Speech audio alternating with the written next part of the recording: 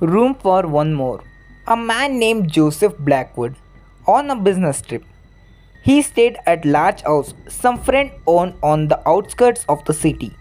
The night they had pleasant evening chatting and reminiscing about the past. But when Blackwell went to bed, he began to toss and turn and was unable to sleep. At one point during the night, he heard a car pulling into the driveway. He went to the window to see who might be arrived at such a late hour. In the moonlight, he saw a black hearse full of people. The driver looked up at him. When Blackwell saw his strange face, he shuddered. The driver called to him, "There's a room for one more."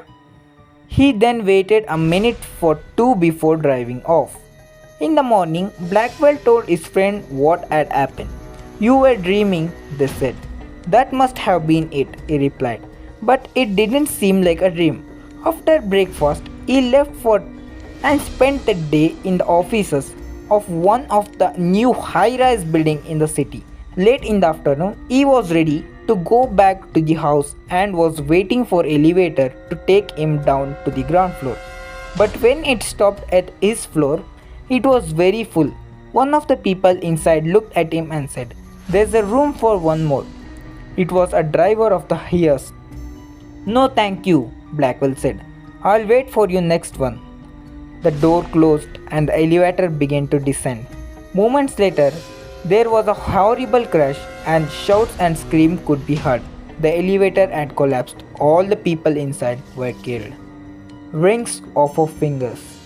Daisy Clark had been in a coma for over a month, and when the doctor declared her dead, she was buried on a cool summer day in a small cemetery about a mile from her home.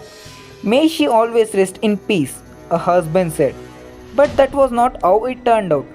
Late that night, a grave robber, armed with a shovel and a flashlight, began to dig her up.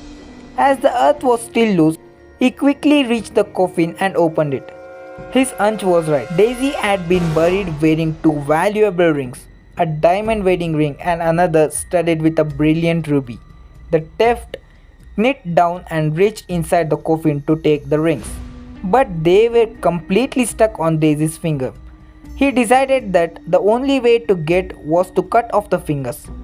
But when he took out his knife and began to saw the flesh, it began to bleed and Daisy began to twitch. Suddenly, she sat up, terrified. The thief scrambled to his feet, accidentally knowing the flashlight which went out. In the dark, he couldn't hear Daisy emerge for her grave.